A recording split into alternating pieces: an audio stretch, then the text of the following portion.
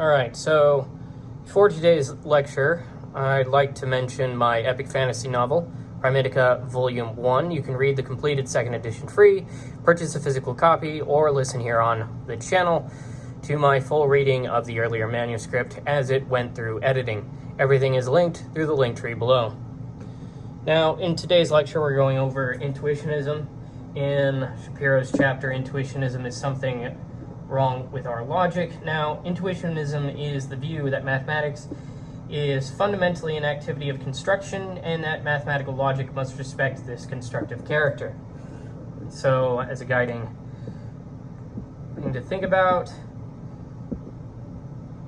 in regards to Intuitionism is mathematical truth requires proof or construction.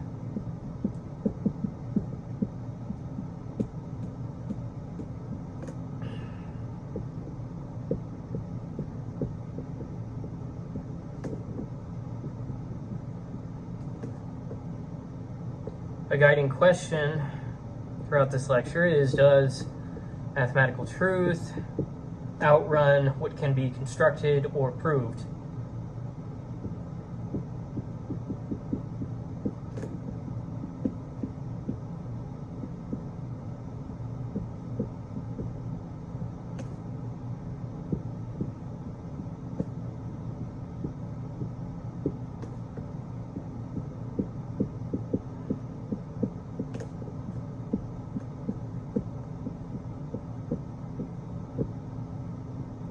Classical mathematics says yes, Intuitionism says no, or at least says that mathematics should not presuppose such a view.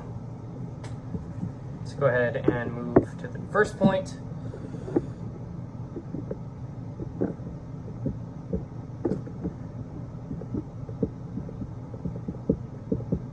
The Intuitionist challenge.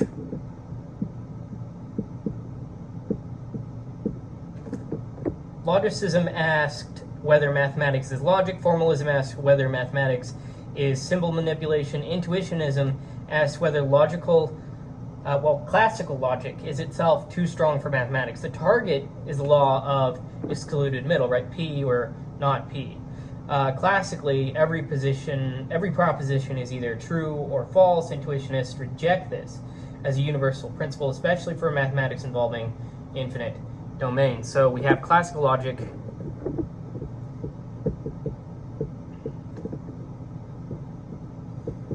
with P or not P. We have intuitionistic logic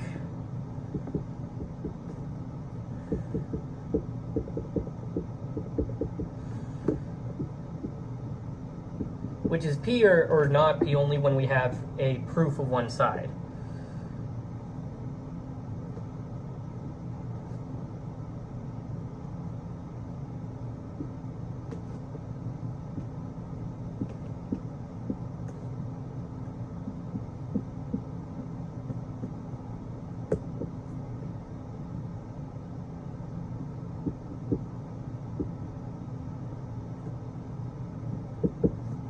Now, a question from this is, must every mathematical question already have an answer?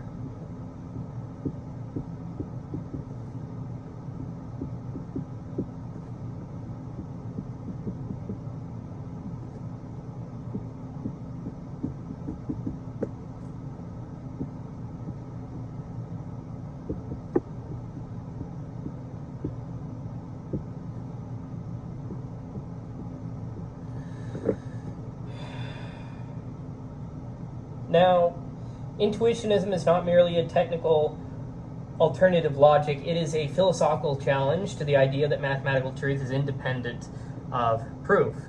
Let's go ahead and move on to the next point.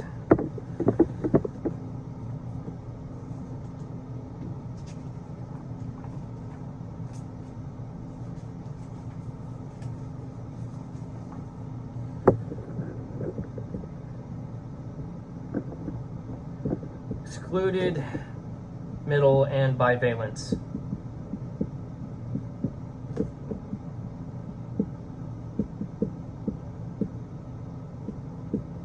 So the law of excluded middle is closely related to bivalence.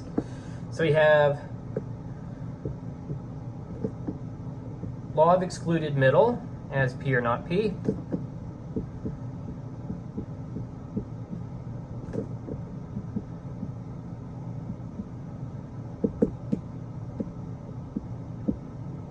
And bivalence as every proposition is either true or false.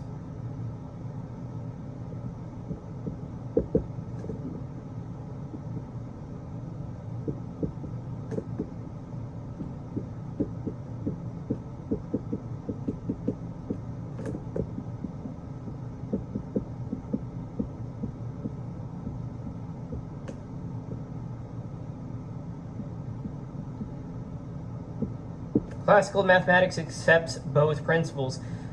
Intuitionism, however, rejects their unrestricted use. It doesn't say that every instance of excluded middle is false.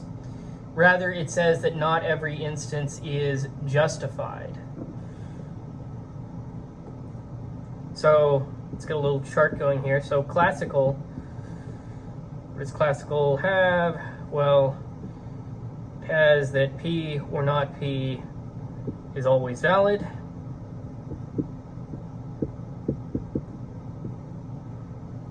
And a truth value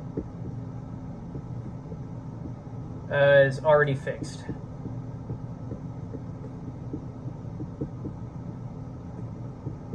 Now, for the intuitionistic side of things,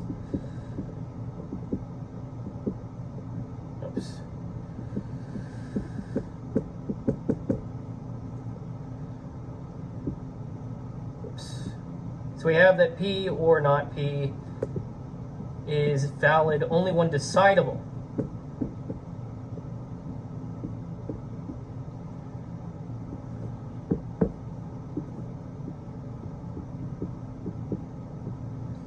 And proof or construction is required for everything that you would claim as true.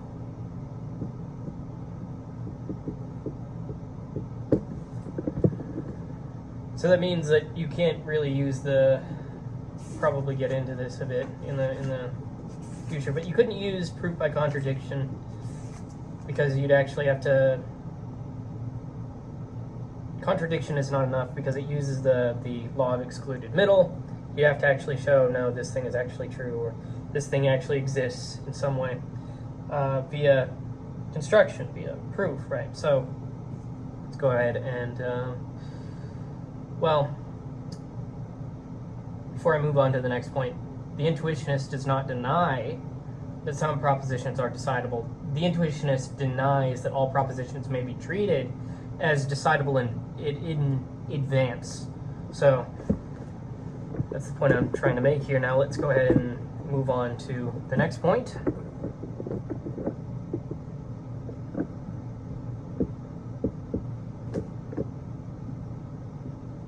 Double negation. So another major difference concerns double negation. So classically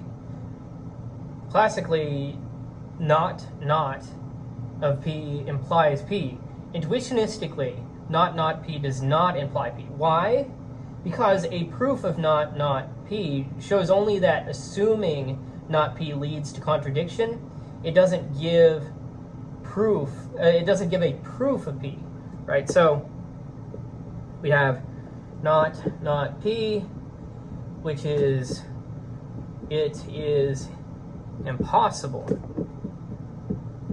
It is impossible that P is impossible.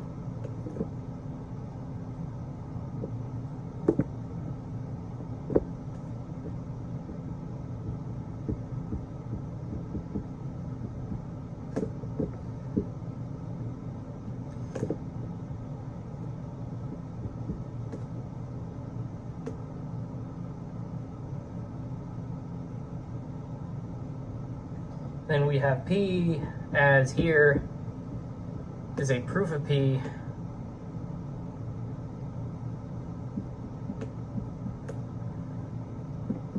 So not P does not imply P, and this is from the intuitionistic perspective. Now, for the intuitionist, refuting the impossibility of P is not the same as proving P.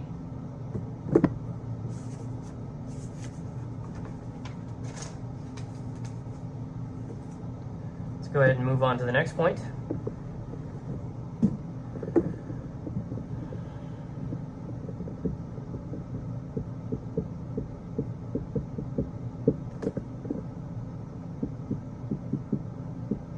The intuitionist gives a constructive reading of existential claims. So classically there exists X such that P of X, right? So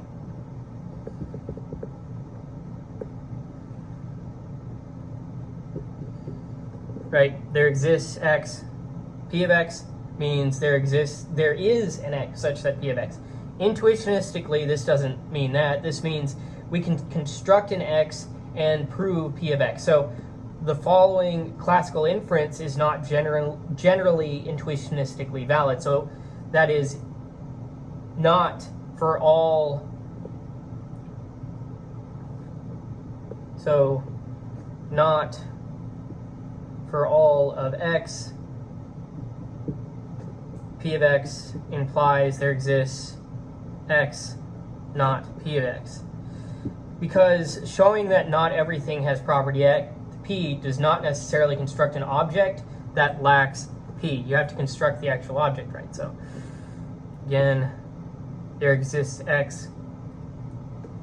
So there exists X, P of X, and the intuitionistic sense means construct, well, this is actually equivalent to construct of X plus proving the existence of P of X, and this does not hold. So for intuitionism, existence requires construction, right? That's what we've been establishing here. A proof that something cannot fail to exist is not yet a construction of it. So that being said, let's move on to the next point.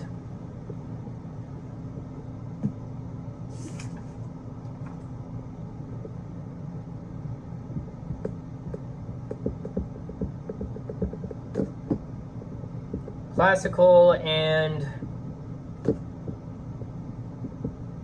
intuitionistic logic. Now we can update our chart here. The basic logical contrast can be summarized by this chart. Classical logic. So P or not P, always valid.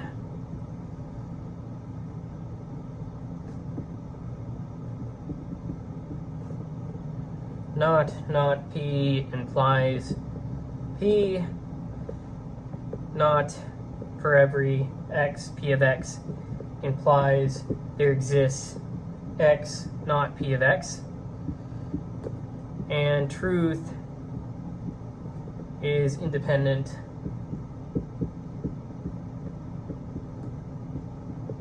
of proof.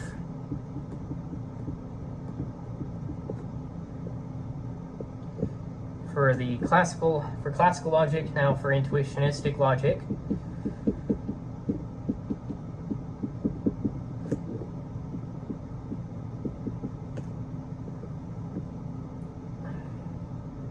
We have that P, not P, is not always valid.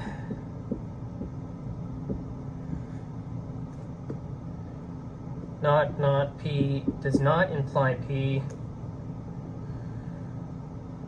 Not for every X, P of X does not imply there exists X, not P of X. Truth is tied to proof.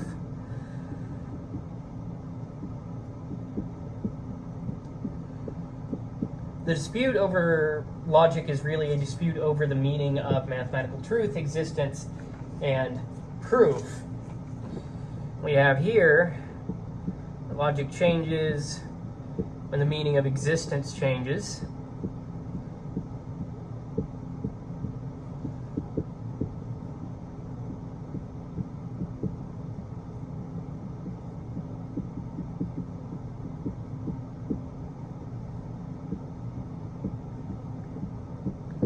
Let's go ahead and move on to the next point.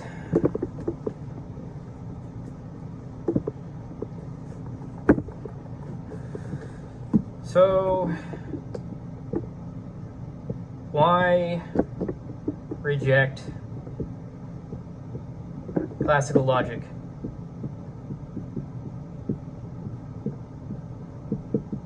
After all, it makes up a lot of the modern stuff, and it's worked pretty good so far. So, why reject it?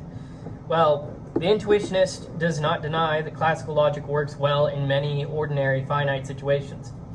If a finite calculation can be performed, then a statement may be decidable. But classical logic becomes suspicious when it is extended into infinite mathematics. So finite domain is not equivalent to infinite domain, so for infinite domains we may not have a decision procedure. So the intuitionist is taking this into account, right? So for them, the finite cases, classical logic often works.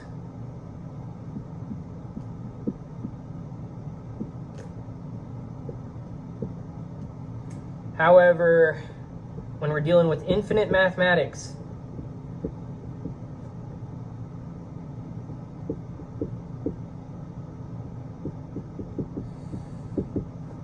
they would adopt the position that classical logic may assume too much.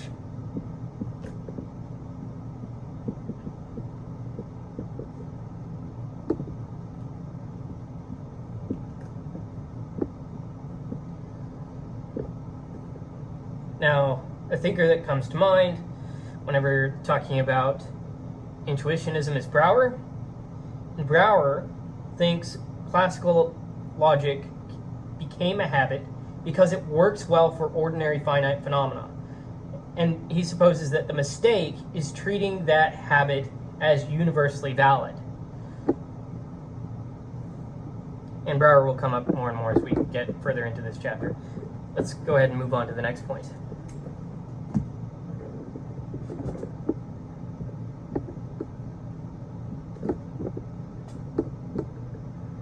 Realism and Intuitionism.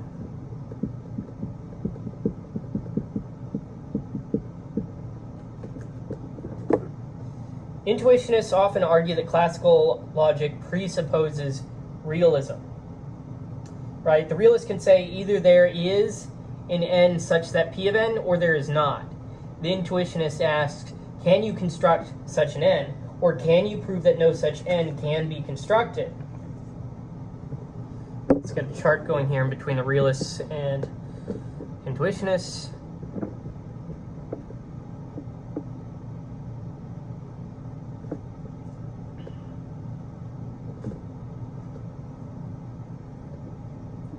So the realist goes truth, independent of proof,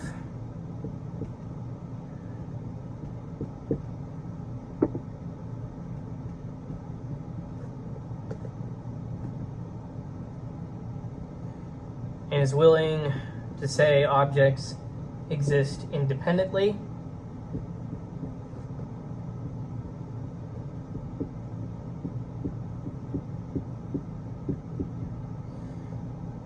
And supposes that the law of the excluded middle is valid generally, and treats mathematics as discovery.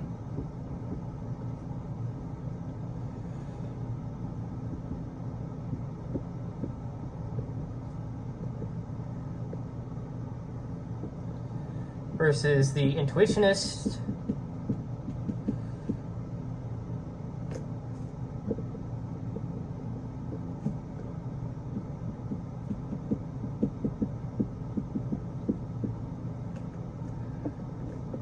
which supposes that truth is tied to proof or construction.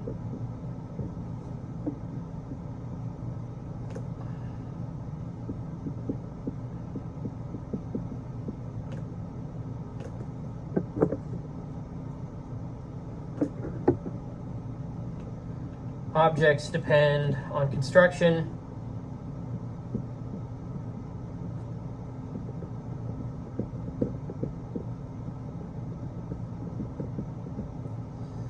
The law of the excluded middle is restricted, and as mathematics is treated as activity.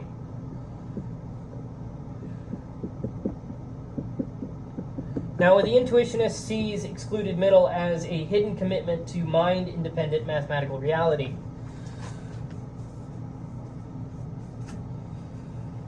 So we have here that classical logic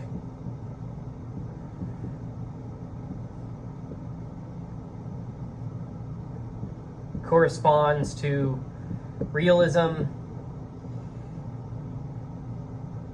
well, more so to realism than construction, whereas intuitionism or intuitionistic logic is the exact opposite.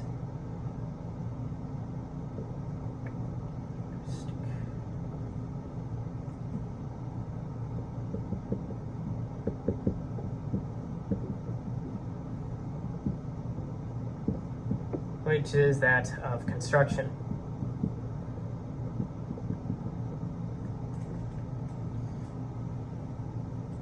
Let's go ahead and move on to the next point. Now, let's get some more into Brouwer's ideas. Brouwer's, forgot about the U.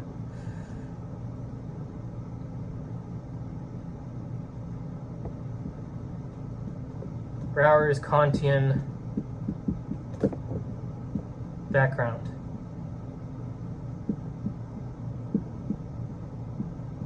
So Brouwer is the most Kantian of the 20th century figures that we've discussed so far of all the lectures. So Kant grounded mathematics in pure intuition of space and time. Kant says, okay, space and time.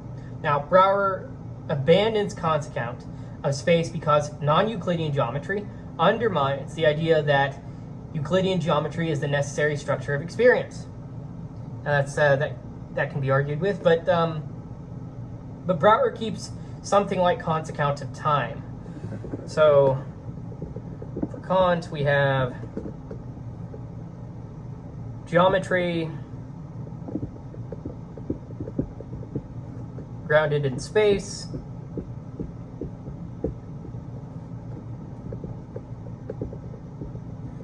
and what else do we have? We have arithmetic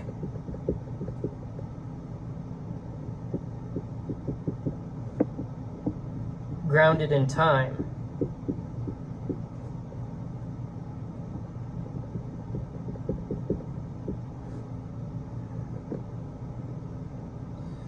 Versus Brouwer,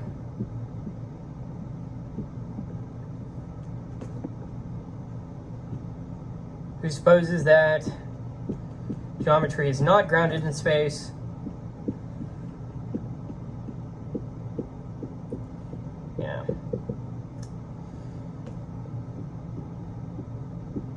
and that all mathematics is grounded in time.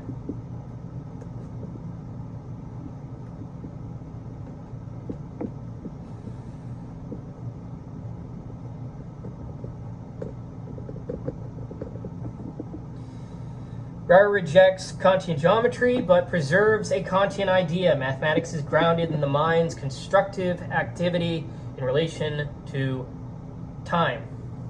Let's go ahead and move on to the next point.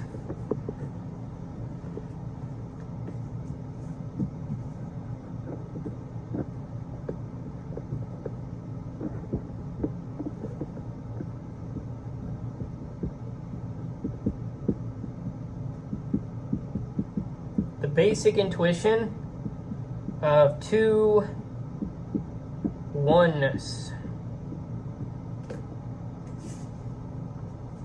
Now, Brouwer's foundational idea is that the basic intuition of two oneness, it is this. So, Brouwer's foundational idea is the basic intuition of two oneness. Now, the mind experiences moments as both distinct and connected. So, one moment, then the next moment. This gives the structure of succession, right? So 1, 2, 3, 4, onward. Now, each moment is distinct, yet connected to the flow of time. Right? In the mind's eye, we have moment, the next moment, the next moment, and so on. So, two oneness implies the natural numbers.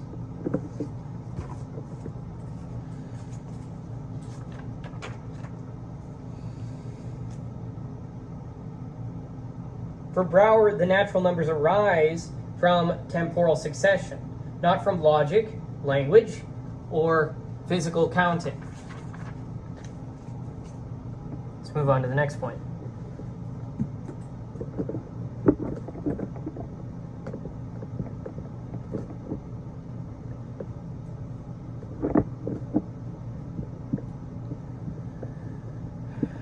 Mathematics as mental construction.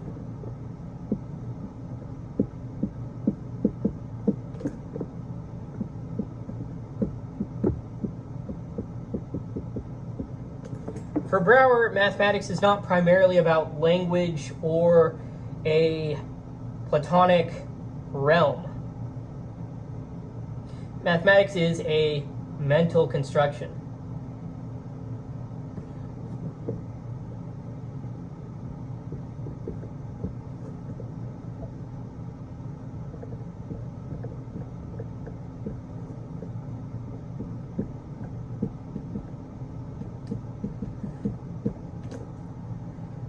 And furthermore, mathematical objects exist only insofar as they can be constructed.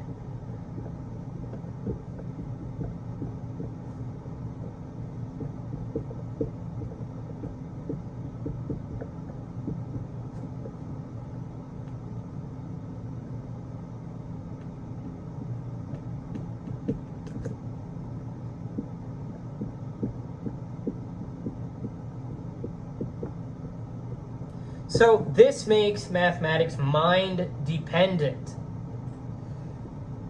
So mathematics is not a discovery. From this perspective, mathematics is not a discovery. It's not the discovery of eternal objects.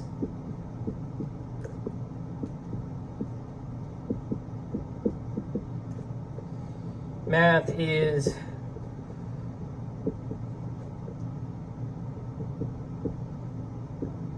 just the inner constructive activity. And all that exists in math is that which is constructible.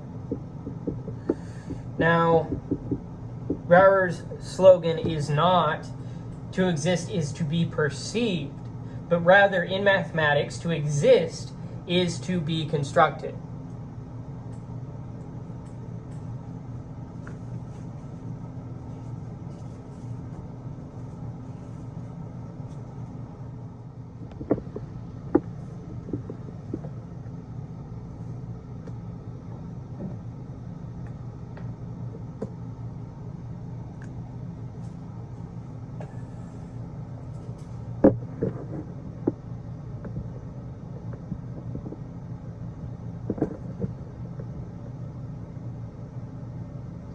Constructive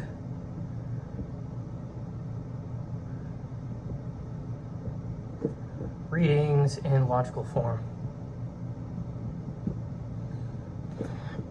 Well, constructive readings of logical form.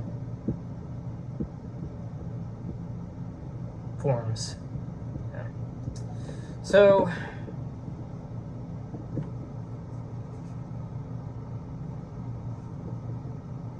Intuitionism changes how logical forms are understood.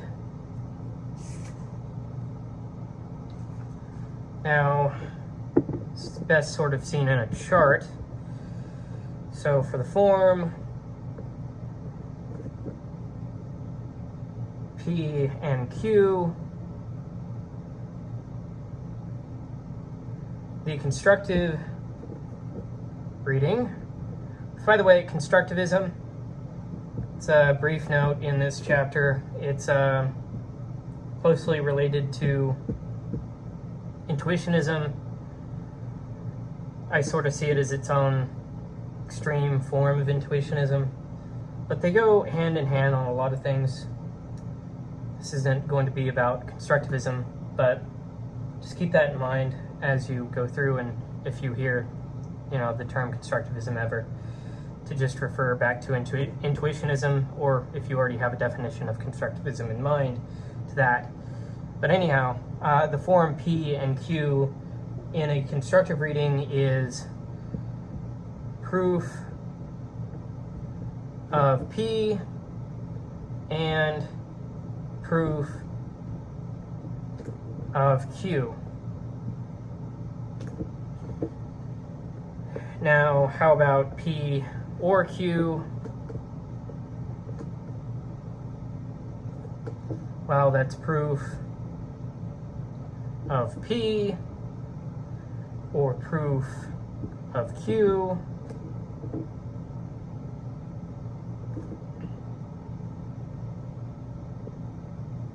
Now, how about an arrow from P to Q? Well, that's understood in a constructive reading as method transforming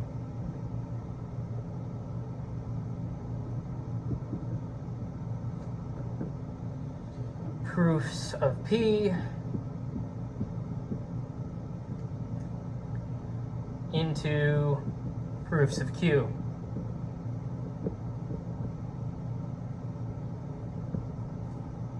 How about not P? Well, a constructive reading of that is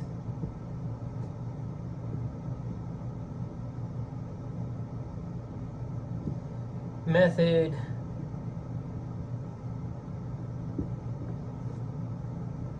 transforming proofs into contradiction, proofs of P into contradiction, which again doesn't really discern the truth of it so much as it's just, well, found a contradiction here. Now what can we make of that? Or how can we show that the truth or false of anything with a construct, and the form for every x, P of x, with a constructive meaning is method producing proof of P of n for arbitrary n.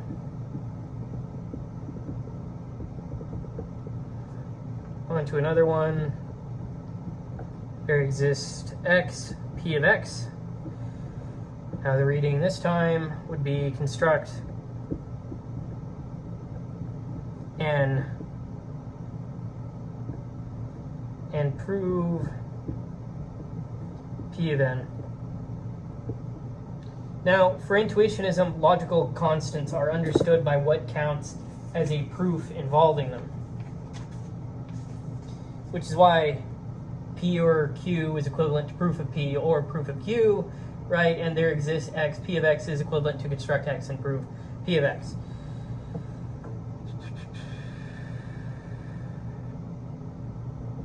Now let's go ahead and move on to the next point.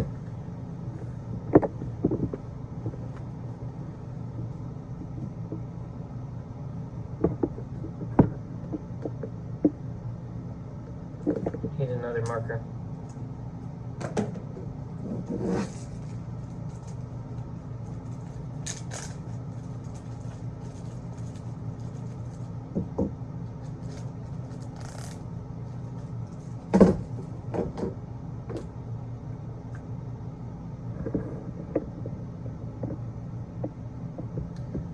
Brouwer against Plato.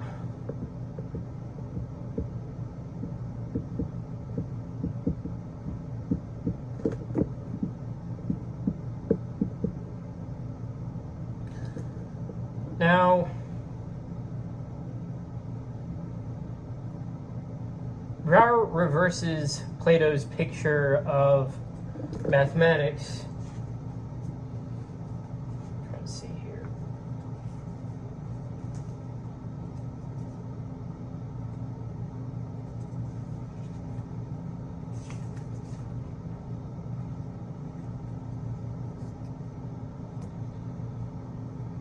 So for Plato, construction language is misleading. Remember, he had a problem with saying, we draw a line.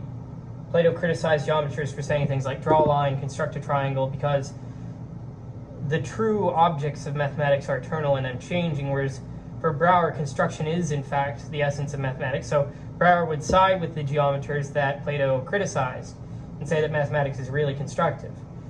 So with that, I can chart out, let me just chart out their differences. So for Plato,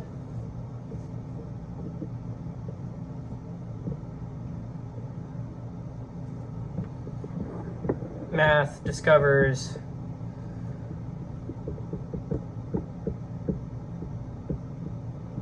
eternal objects.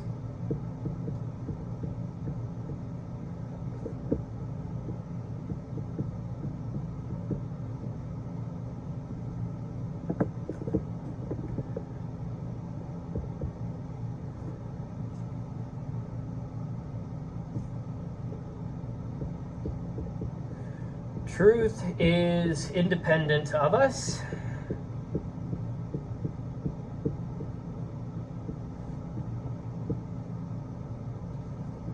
And there exists a static realm of being.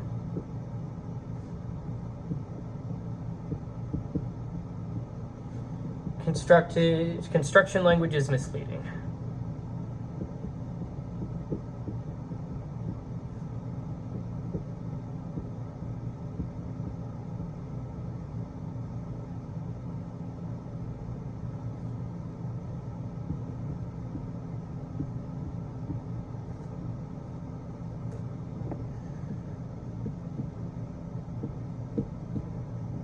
Now for Brouwer,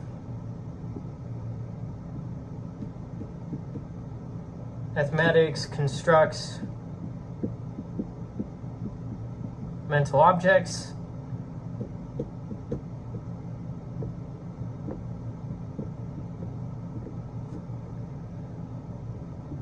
Truth is tied to construction.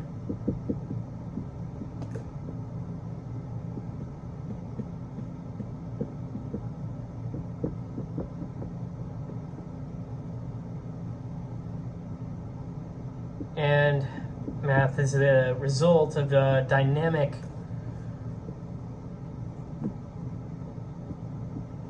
interactivity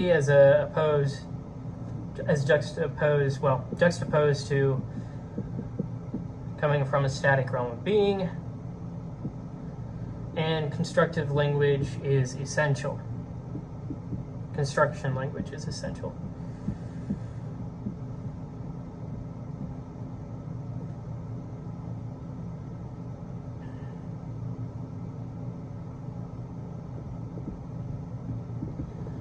Now, Intuitionism turns mathematical construction from a mere method of presentation into the essence of mathematics. Let's go ahead and move on to the next point.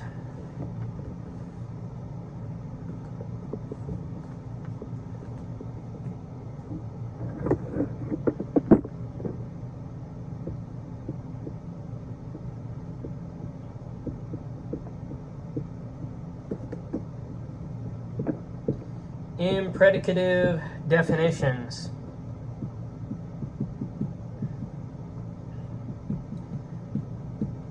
Now, we've discussed these earlier.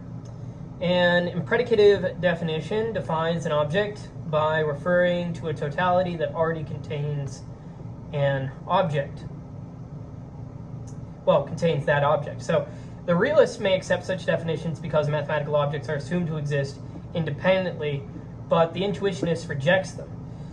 Definitions construct objects, so one cannot construct an object by referring to a completed collection that already contains it.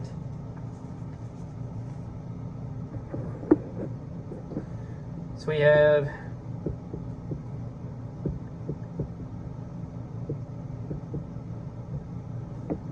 in predicative definition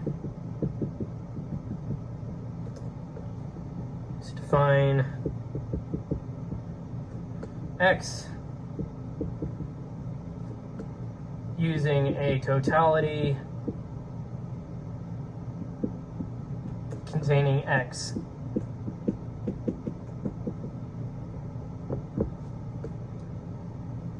For the realist, this is acceptable.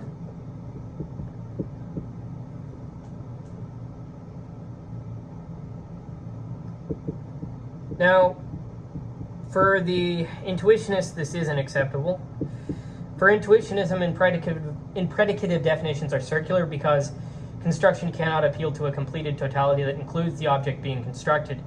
Because in their view, the totality itself is not on a level of existence more fundamental than the object itself. It is equivalent in its ontological level with the object itself, that being it's a thing of the mind. So because construction cannot appeal to, construction can't appeal to a completed totality that includes the object being constructed. If, of course, that completed totality is just the same thing as the object itself, just looking at a specific part that exists on the same level. So for intuitionists,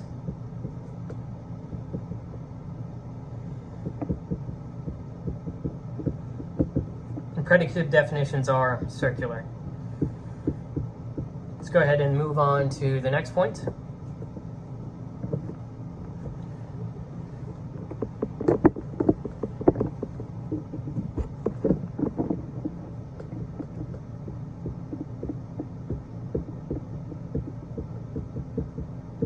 Potential and actual infinity.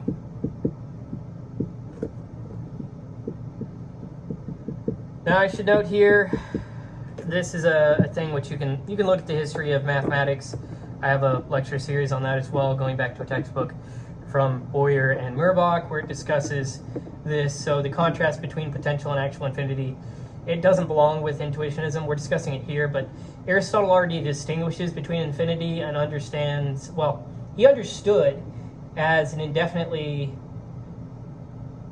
he understood infinity as both an indefinitely extendable process and an infinity, and as completed totality. So the scholastic tradition from medieval Christian times develops this distinction theologically. Created things and created processes may be infinite only potentially. One can always continue counting, dividing, or adding. God alone is actually infinite from this perspective, not an endless collection of parts, but as unlimited fullness of being. Now, this background matters because Brouwer's suspicion of completed infinite totalities is not merely a technical restriction. It belongs to a much older metaphysical tradition in which actual infinity is treated as exceptional, problematic, or divine. Now, Brouwer also rejects the classical treatment of infinite collections as completed totalities. Classical mathematics often speaks of the set of all natural numbers, the set of all real numbers, the set of all continuous functions. Now, the intuitionist is suspicious of this way of thinking, right? So you have this notion of actual infinity.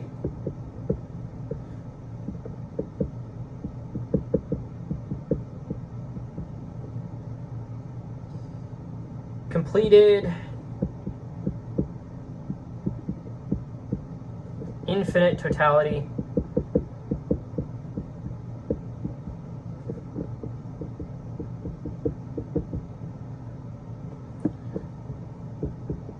all elements are already fixed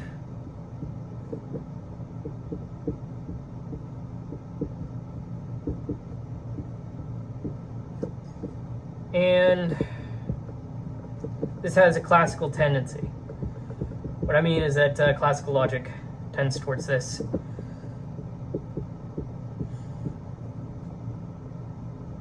Being a thing, not so much that it's like the case of every infinity. Now, potential infinity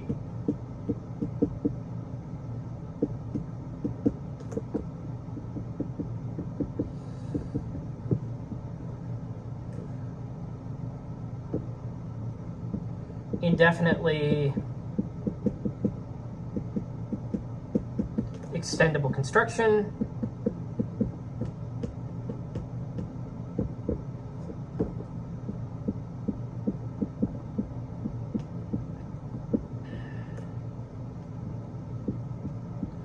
more can always be constructed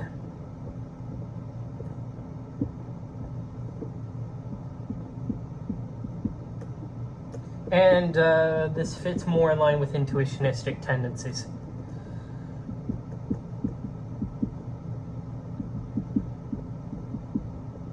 Come on.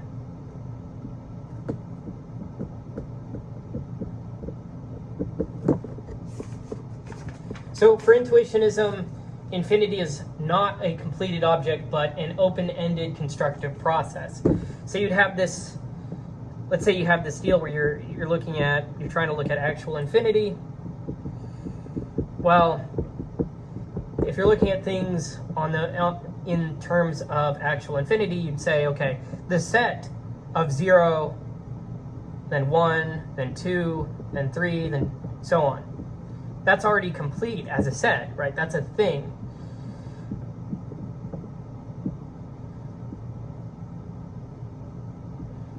That's a whole thing. But potential infinity is different. And this is the stance that the intuitionist is more, I guess, comfortable with. So 0, 1, 2, 3, on and on. This continues as needed. It's not that it exists in some presupposed set,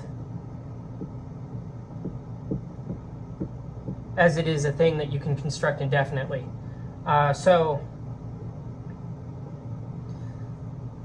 with that being said, let's move on to the next point.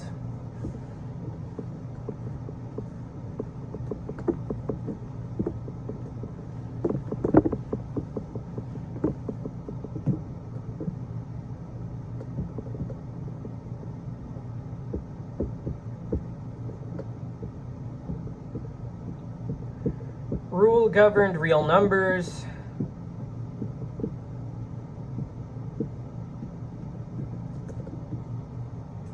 Classically, a real number can be represented by a completed infinite decimal expansion or a completed Cauchy sequence, and so you know the intuitionists are going to have a problem with that.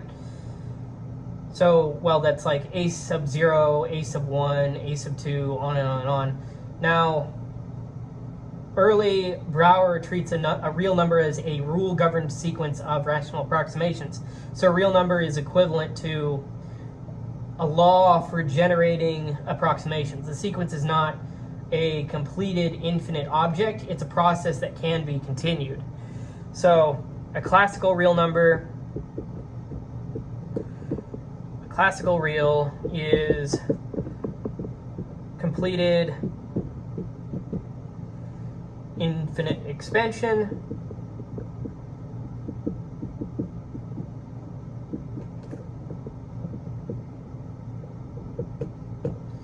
versus an intuitionistic real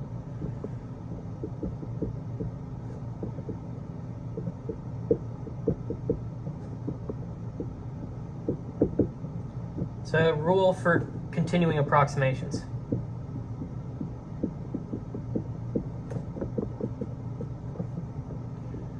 Now,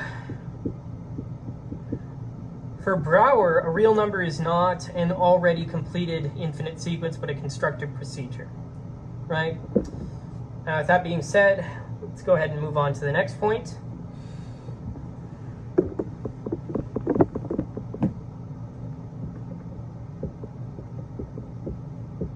Free choice sequences.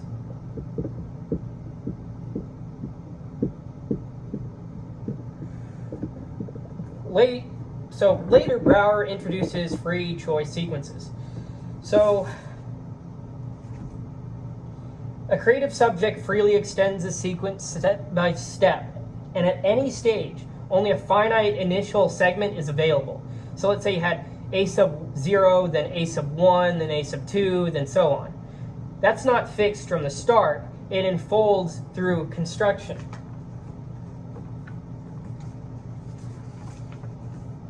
So, from a classical perspective, this would go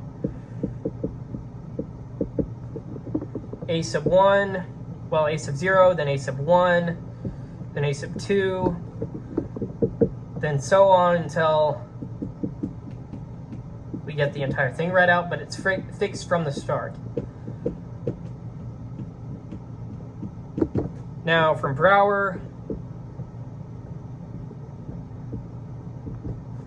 now here's why I think that it's so good for computers, constructive mathematics. There was this talk I had with a professor, a friend of mine, on this, and they were talking about like how it worked early for computer scientists or whatever. Well, it's because you're dealing with try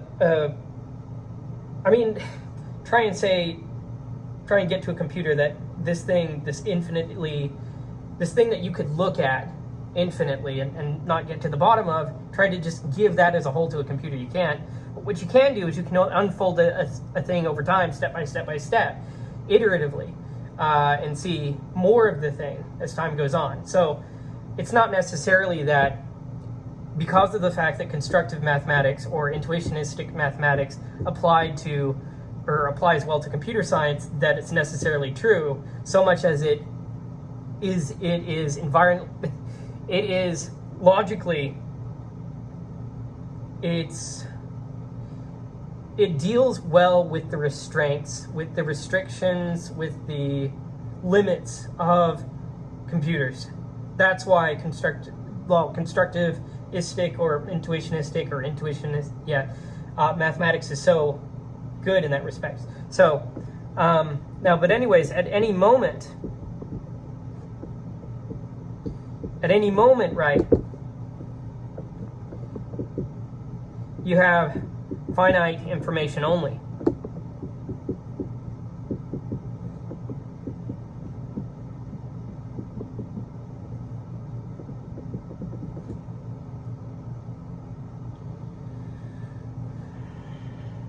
Well, let's go ahead and move on. Well, actually, I have one last thing to say on this, and that's that free choice sequences express Brouwer's rejection of completed infinite real numbers. Let's go ahead and move on to the next point.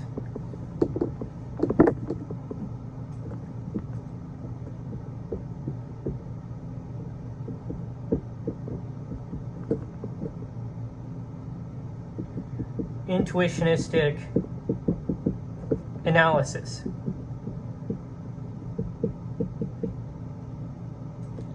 So free choice sequences lead to results that are false in classical analysis. For example, Brouwer proves every function from the real numbers to the real numbers is continuous. Now, clearly classically, this is false. There are many discontinuous functions, but for Brouwer, a property of a free choice sequence must be determined from finite information about it. This forces functions on reals to behave continuously, right? So, classical analysis, this sort of like looking at this thing chunk by chunk and not considering what happens down either line is really what we're getting here. So, it's like there's not enough room to actually show that it would be discontinuous. There's not enough information to say that anything would actually be discontinuous. I think it's probably a misrepresentation of the position, but it's just a funny thing to think about and kind of jives well with what I'm seeing here. Now, for classical analysis, discontinuous functions exist. That's not the case with Browerian analysis. So all real functions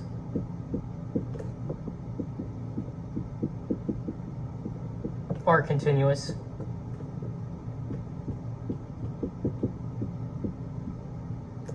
So they have different real, well, let's see here. Let me just write this in a more mathematically legible way. Every function from the reals to the reals is continuous. Not legible, just more specific, I guess. Yeah. Now, we have here that there are different meanings.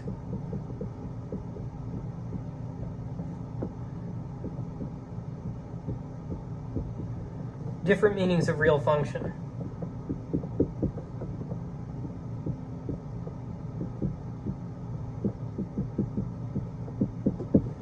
Right, so intuitionistic mathematics is not just classical mathematics with fewer theorems. It has theorems that directly contradict classical mathematics. Let's go ahead and move on to the next point.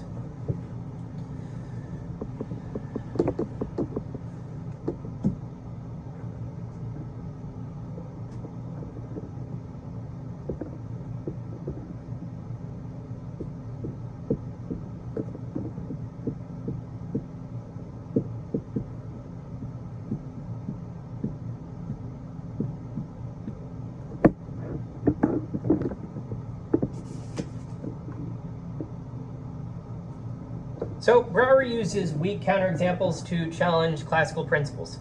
A weak counterexample shows that accepting a classical principle would imply an unwanted instance of excluded middle. So the idea is basically you have a classical principle, and that implies P or not P for some unsettled mathematical proposition P. Now, since intuitionists do not accept arbitrary instances of excluded middle, they reject the classical principle. So you'd have something like, okay, you have your classical theorem.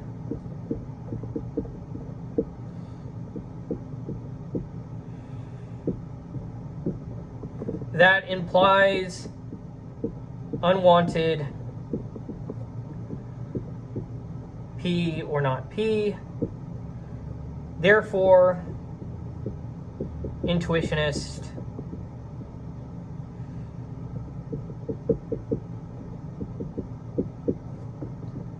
rejects the theorem.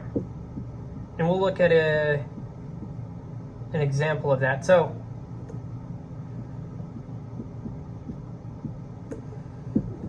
weak counterexamples do not always refute classical statements by direct contradiction. Yeah, okay. I think, I can't remember for sure what it was. I think it might be that, like, the constructivists, they disregard the notion of contradiction completely, whereas the intuitionists might not be willing to get rid of it wholesale.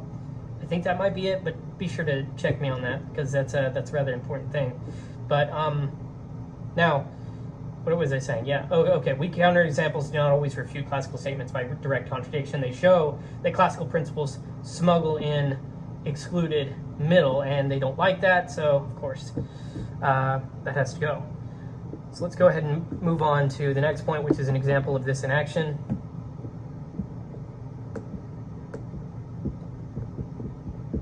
Well, actually, let me look at that for a moment, see the main differences in between the constructivists and the intuitionists.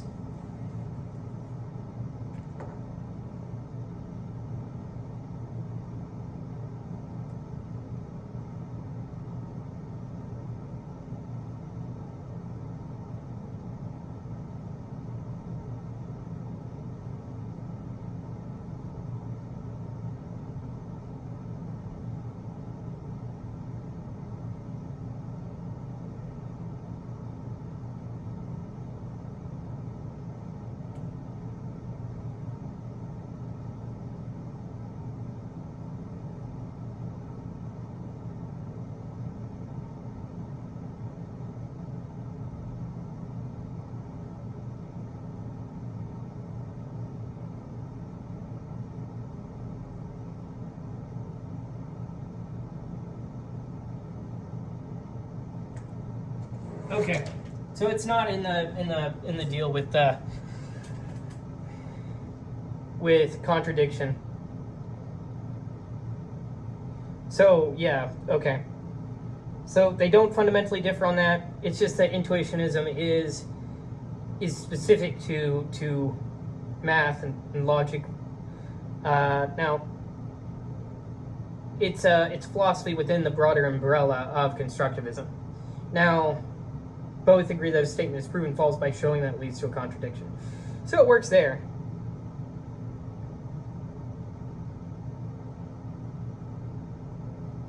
It's intuitionism that actually goes further, though.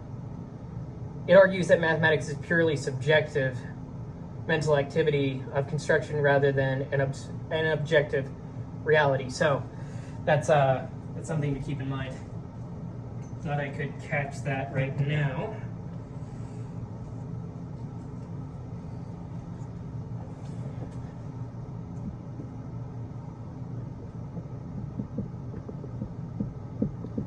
Discontinuous functions and Goldbach.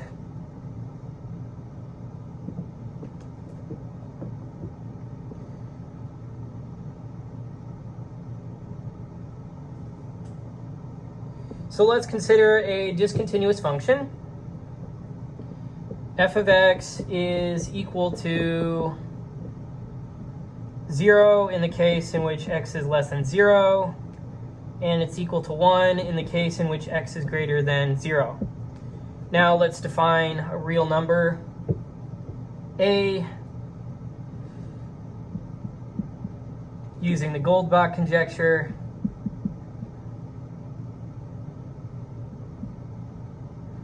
Whoops, that's a name, so I should capitalize that.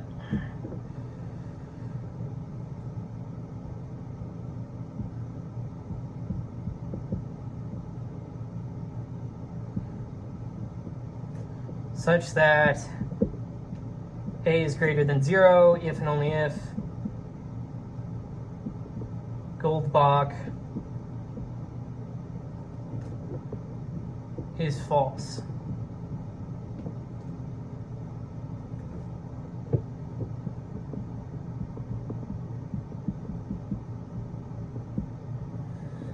Now, if f of a were computable, then we could determine whether Goldbach is true or false. But Goldbach is not currently decided, so the existence of such a function would imply an unwanted instance of excluded middle. Now, some classical functions are illegitimate intuitionistically because they require deciding mathematical questions for which no construction is known. And so, in this case,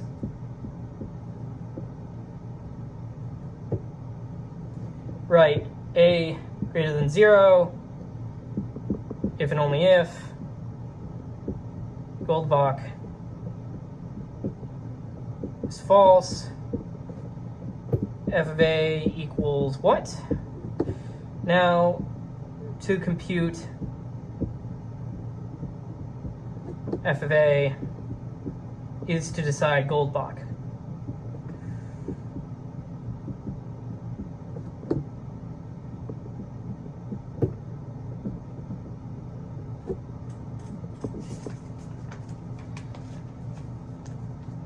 All right, now let's move on to another example.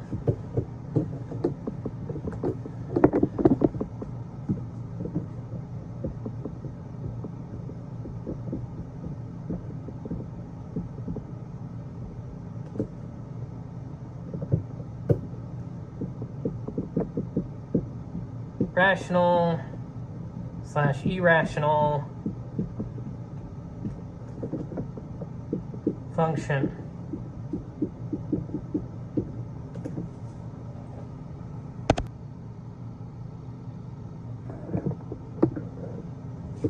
So classically, one may define g of x to be equal to 0 in the case in which x is an element of the rationals, and 1 in the case in which x is not an element of the rationals. Now, the intuitionist rejects this as a legitimate function. Well, a legitimate function on the reals. Now, why is that? Now, for a free choice sequence, C, there may be no finite stage at which we can determine whether C is rational or irrational. Now, this is actually something I was looking into that the constructivist wouldn't necessarily be on board with, because of a constructivist. So it's like all intuitionists are necessarily constructivists, but not all constructivists are necessarily intuitionists. The intuitionist is this sort of radical sect of constructivism, I guess you could say, where it's a lot. Well, constructivism can be. You can have a constructivistic approach, say that everything has to be proven via like algorithms or something like that. Well, you can say that things have to be constructed and still say that that at the bottom of it is objective. An intuitionist cannot. An intuitionist has to say that within its own structures, intuitionism is at root seeing math as interactivity. So that's the difference there. Now, that's why they wouldn't necessarily say, as an intuitionist would, that for a free choice sequence C, there may be no finite stage at which we can determine whether C is rational or irrational. Right, so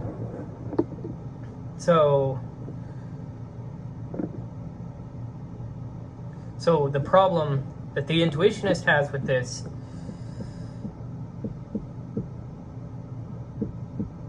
is, can we decide this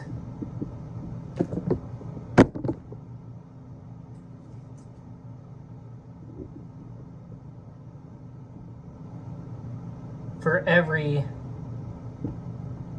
x? Right, so a classical definition may fail intuitionistically if it doesn't give a general method for computing the output. Let's go ahead and move on to the next point.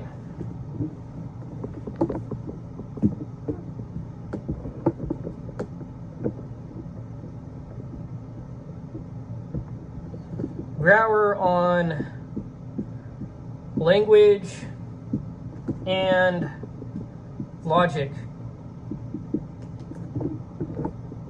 So Brouwer rejects the linguistic turn. For him, mathematics is not equivalent to language. Mathematics is not equivalent to formal system. Mathematics is simply equal to interconstruction. Now, language is only a fallible medium for communicating constructions. Logic is only a codification of patterns in mathematical communication. Mathematics is actually more of a root thing than language or logic from Brouwer's perspective. Now, Brouwer thinks logicism and formalism mistake the external signs of mathematics for its essence, right? So let's just go ahead and get a handy-dandy chart here. So logicism, as we saw earlier, math is logic.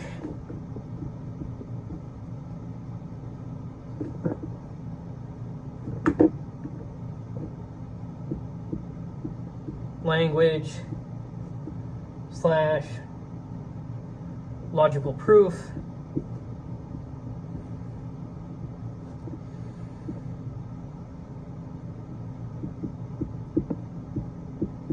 Formalism. Math is symbols, rules and systems.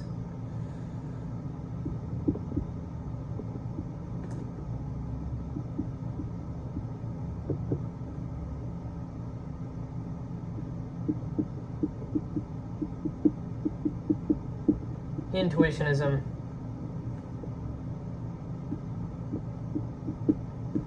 Math as construction.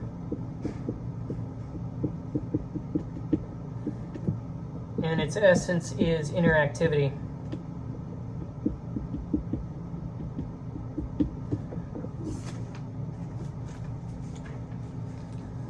Let's move on to the next point.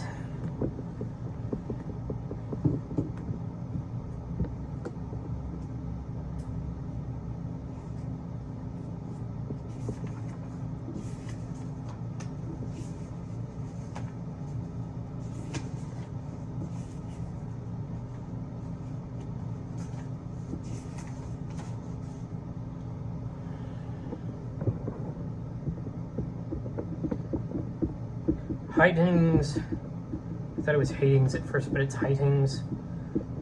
Heightings role. So our friend Heiting, Brouwer's student, well, one of Brouwer's students, gave Intuitionism a formal logic. So, and this is kind of ironic because Brouwer thought language and formal systems are secondary, but Heiting's work made intuitionistic logic mathematically precise. So Heiting formalizes intuitionistic logic.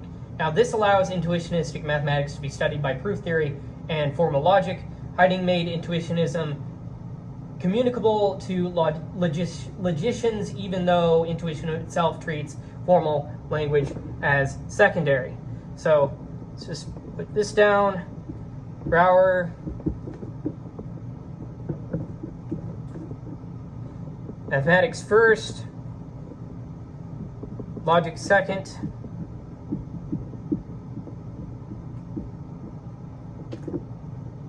And for Heiting, we have that he makes a formal account of intuitionistic logic. I joked with a professor friend of mine that this was a friend of mine that this was essentially him trying to appeal to a larger audience. Like, it's like, hey, I'm pretty cool. I can get with these formalists. Brouwer's a weirdo, but I'm pretty cool. So yes, but who knows? Now let's go ahead and move on to the next point. Hiding semantics. This time we won't be hiding these semantics though. So Heiting replaces truth conditions with proof conditions. So again, it's like, okay, meaning is given by what counts as proof. So the clauses are roughly as we did before, right? Proof of P and Q is proof of P and proof of Q, right? And so on, as we said earlier. So we get to proof of there exists X, P of X. And then in this case, we just construct N and prove P of N. And we had here before that, like, okay, P of N for arbitrary N, in this case, the N is the X, and so that's why I said differently here. But yes, Heiting semantics explains intuitionistic logic by explaining what counts as proof for each logical form. Classical semantics is a bit different. So classical semantics has, as I mentioned earlier, semantics, truth conditions,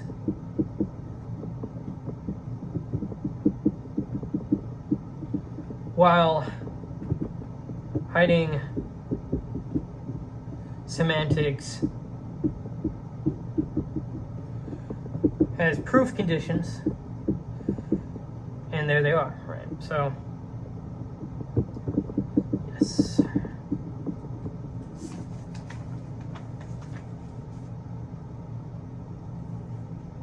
Let's go ahead and move on to the next point.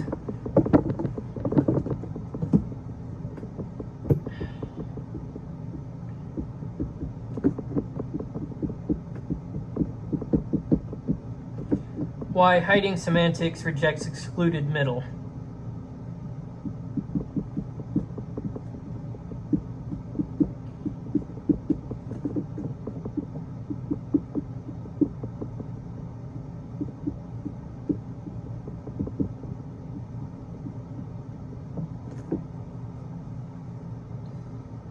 Now, to prove P or not P, one must either have a proof of P or a proof of not P, but for many mathematical propositions, we don't have either. So, hiding semantics does not justify excluded middle as a general principle, right? So, P or not P, we want, we require, in this case,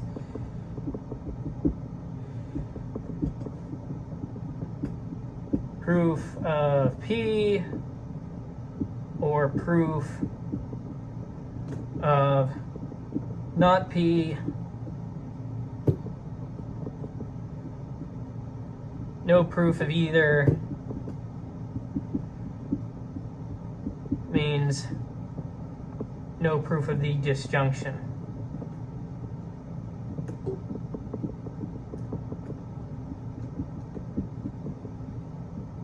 So excluded middle fails because a proof of disjunction requires a proof of one disjunct.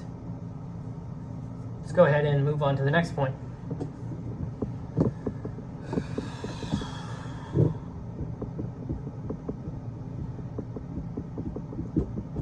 Hiding's philosophical position.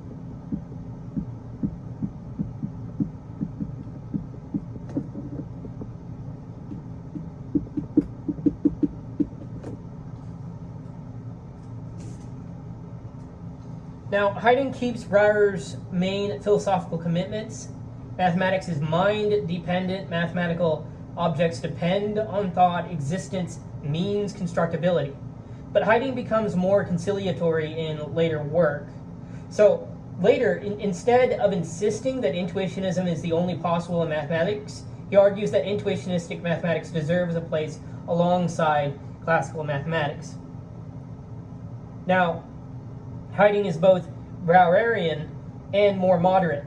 He formalizes intuitionistic logic and sometimes presents intuitionism as a legitimate alternative rather than the only path. It's like I was mentioning earlier, he's trying to say, look, I'm a pretty cool guy. I'm not like that guy frothing at the mouth about how intuitionism is the only way. But let me just make another handy chart here. Brouwer as radical revisionist.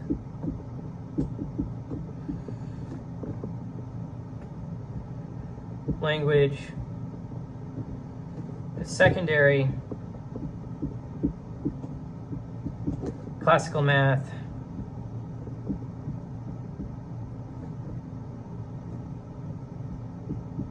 has less truth.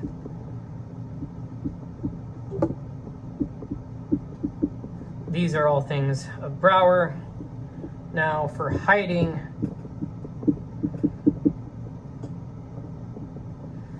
he's more conciliatory.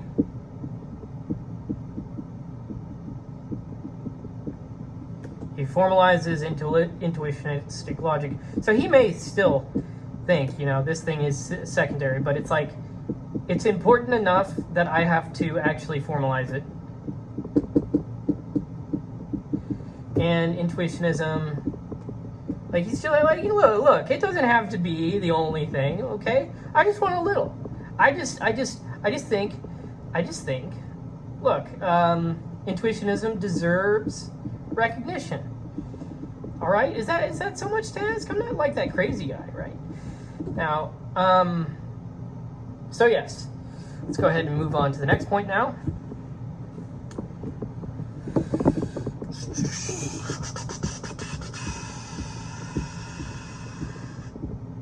Dummett's linguistic turn. Now this guy kind of comes out of nowhere. But Michael Dummett, he gives a different route to intuitionism. Brouwer and Hiding begin with mental construction.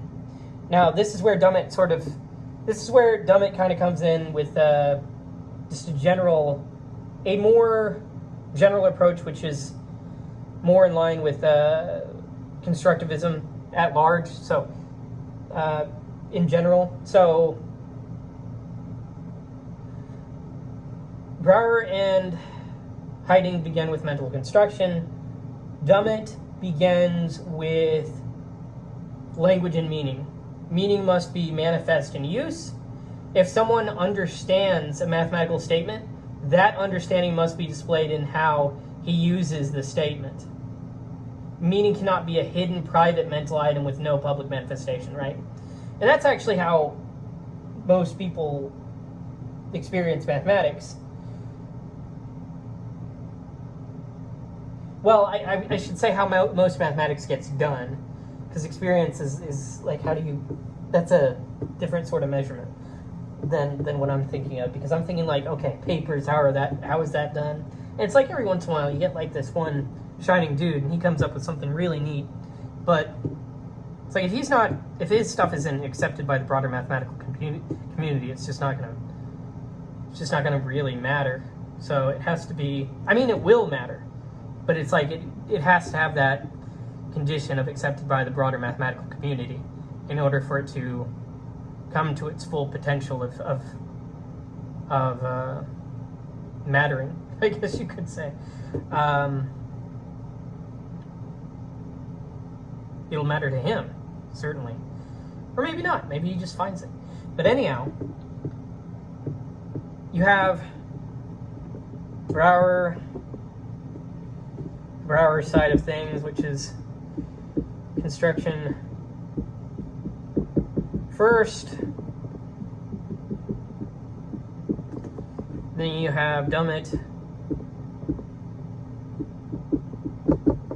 as meaning first.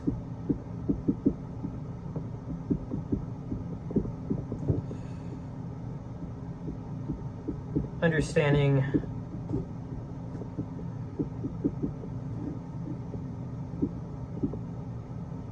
must show in use. Dummett turns Intuitionism into a theory of meaning, then a theory of mental construction. It's not enough that you can construct it mentally. It actually has to mean something. Right? So, that being said, let's get on to the next point.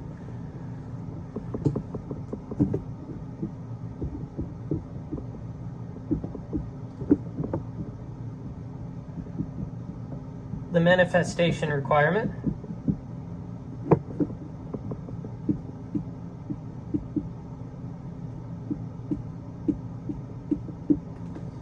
So, Dummett's manifestation requirement says, understanding must be observable in use. If two speakers use a mathematical sentence in exactly the same way, there is no further hidden ingredient of meaning that one has and the other lacks. This creates a problem for classical truth conditional semantics. So, if truth may outrun all possible recognition, how can understanding truth conditions be manifested in use? So, from the classical perspective, truth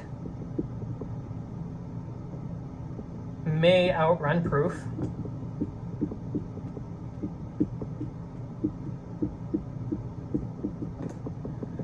From Dummett's perspective,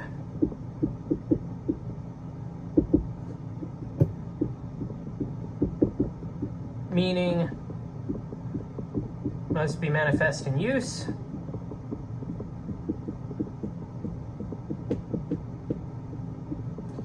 And this gives us a problem.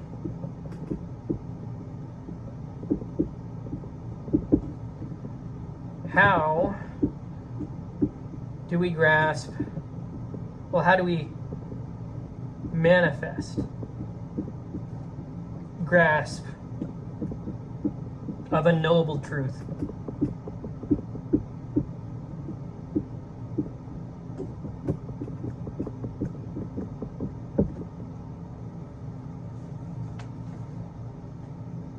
So, Dummett argues that a knowable truth cannot be part of meaning because meaning must be communicable and publicly manifest, right? So how do we deal with this problem?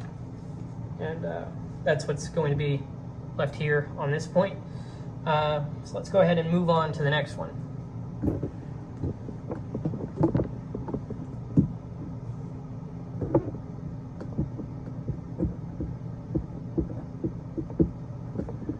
truth conditions,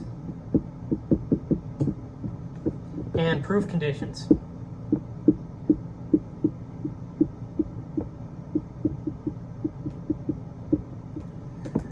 So Dummett contrasts truth conditional semantics with proof conditional semantics.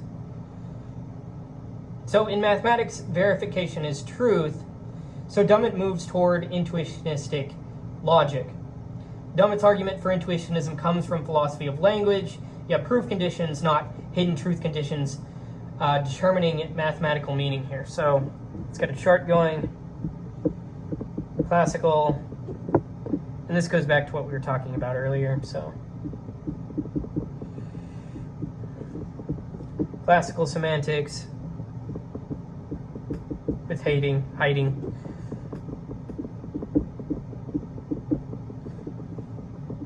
So for classical semantics, meaning by truth conditions, truth may outrun knowledge.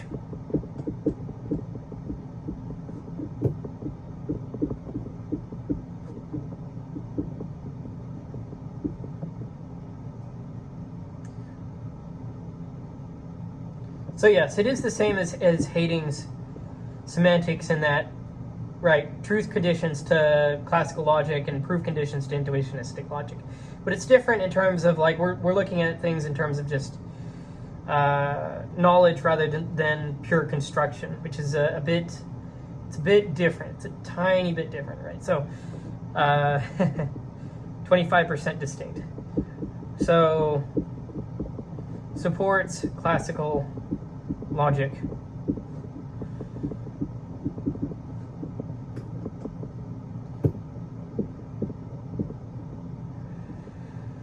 Dummetian semantics.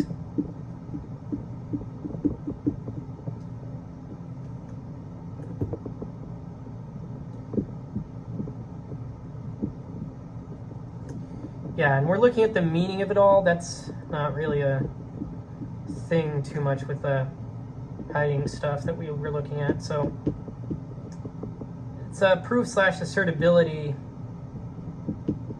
conditions.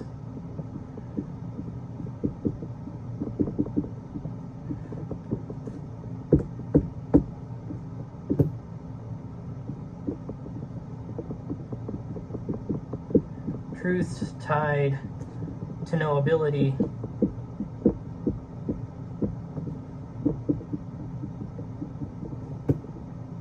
And supports, not that he has no ability, it's just that truth is tied to no ability.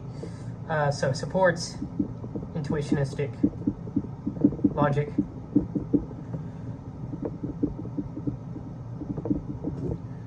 All right.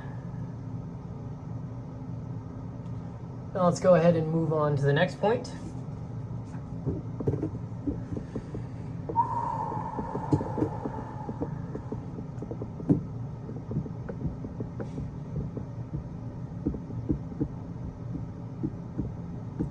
Molecular semantics.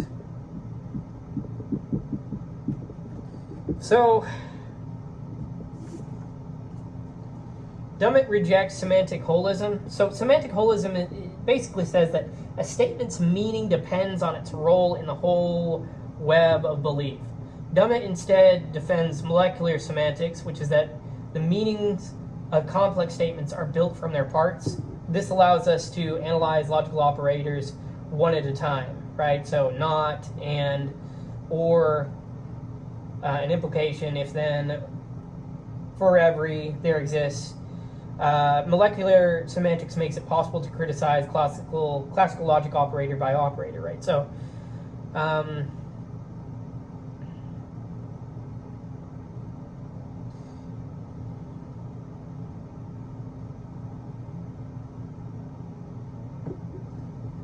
but I don't really see much of a contradiction in between semantic holism and molecularism. To say that something depends on its role in the whole web of belief, you can say also that its meanings, that its complex statements are built from individual parts within that web of belief. But in this case, it's like no, I'm rejecting the idea that meaning depends on its role in the whole web of belief, and I'm just saying that the meanings of complex statements are built from their parts, which I mean, okay, like, so there may be something more at play that he's looking at, but from this, it's like, okay, holism, it's basically meaning depends on the whole language.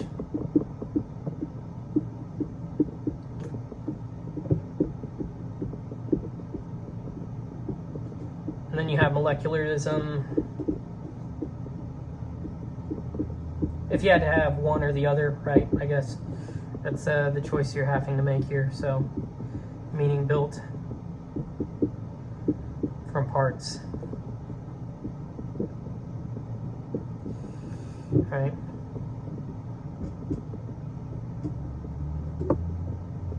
Because these are... Because my problem with that is like, oh, well, the parts have to do with the whole language. So, but I'm just going to move aside from any sort of thoughts I have on that and just go ahead and move on to the next point. Leave it up to you. So, this next point, harmony and excluded middle.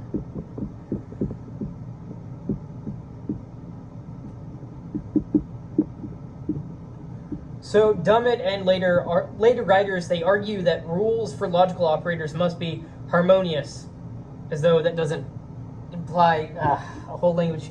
But anyway, the way a connective, the way a connective is introduced into proof should match the way it is used. So for disjunction, P or Q should be introduced only by proving P or proving Q. So excluded middle, P or not P, is not justified merely by the meanings or and not, unless we have either proof of P or proof of not P. So the Dummettian critique is that classical excluded middle is not licensed by the proof conditions for disjunction and negation. So P or Q requires proof of one side, so does P or not P, and classical logic skips this from the intuitionistic perspective, or from the Dummettian perspective more specifically. But, I mean, they all kind of have this in common, so they all have this in common. Let's go ahead and move on to the next point.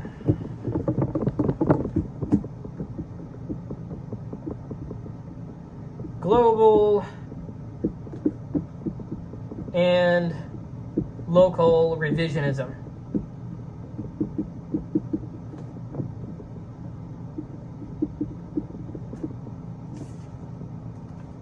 Now, Dummett's semantic argument is very general. If it works, it threatens classical logic, not only in mathematics, but in all discourse. This is global revisionism. Global, revised logic everywhere. Now, Brouwer and Hiding were mainly concerned with mathematics. So Dummett also considers local arguments for revising logic only in mathematics. Local revisionism, revised logic for mathematics specifically. And that global perspective is really what gives, I think, constructivism more of its differentiating itself. Well, that's how... I'll say this, that constructivism is more broad than intuitionism, and then I'll just leave it at that. So Dummett's argument is more general than Brouwer's, and this creates a question: should intuitionistic logic apply only to mathematics or to all language? So I'll just write here, global revisionism,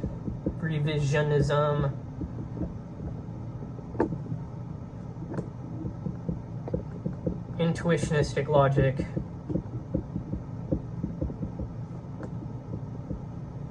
everywhere,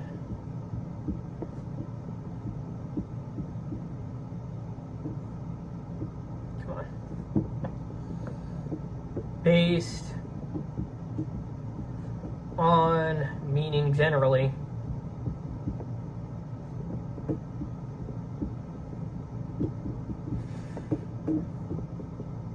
local revisionism,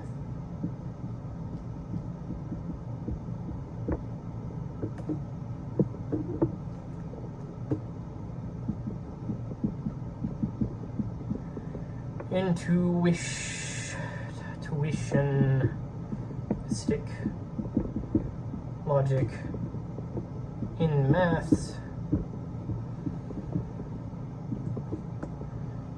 based on special features of math.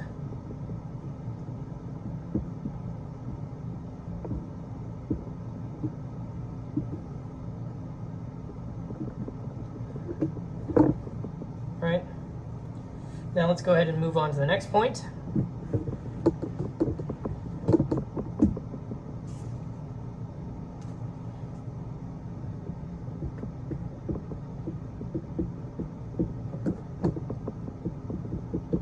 Indefinite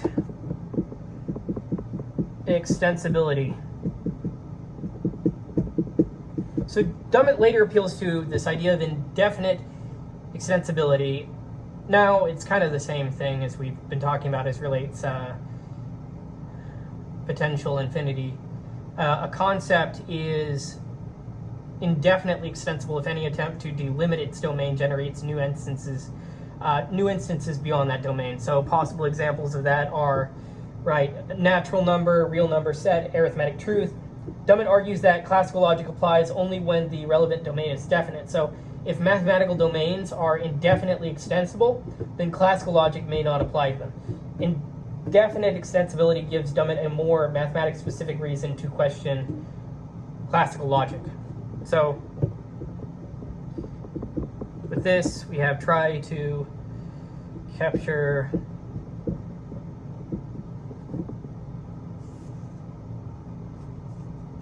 all arithmetic truths in T.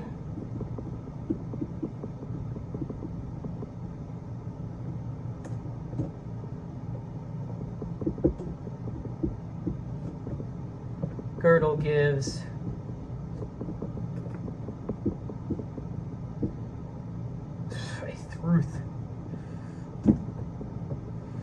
a truth not captured by T.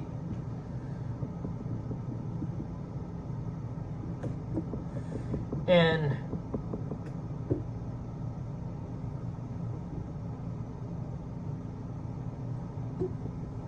so he would say, okay, this means that these are new instances beyond that domain.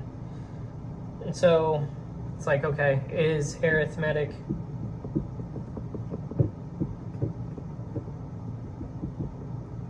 truth indefinitely extensible?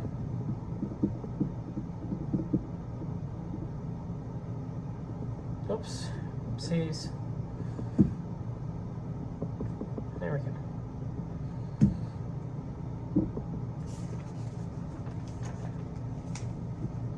So let me finish this lecture off.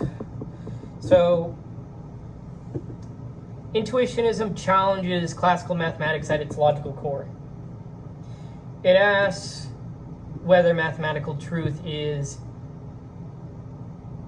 independent of proof, or whether proof and construction are built into the very meaning of mathematical truth. Remember, we from several charts, it's like, okay, classical mathematics, truth is independent of proof. Existence, independent of construction. Actual infinity is acceptable. The law of the excluded middle is unrestricted, and mathematics is an act of discovery. And from the intuitionistic mathematics, mathematical perspective, truth is tied to proof. Existence requires construction. Potential infinity is central. It's core. And the law of the excluded middle is restricted. And mathematics exists as activity, that inner activity, or perhaps even shared activity, if you're stretching it from the Dummetian point of view. Now, for this chapter, right, we looked at three formulas in the main, which were P or not P, not P does not imply P, and in the intuitionistic perspective, right? And there exists X. P of X is equivalent to construct X and prove X. Now, these formulas express the heart of intuitionism. Classical mathematics treats proof as evidence for mathematical truth. Intuitionism treats proof or construction as internal to mathematical truth. So, is proof evidence for truth, or is proof what mathematical truth consists in? And with that question, I end the lecture. There's more discussion questions, and there's key terms in the lecture notes. Thank you, and have a good one.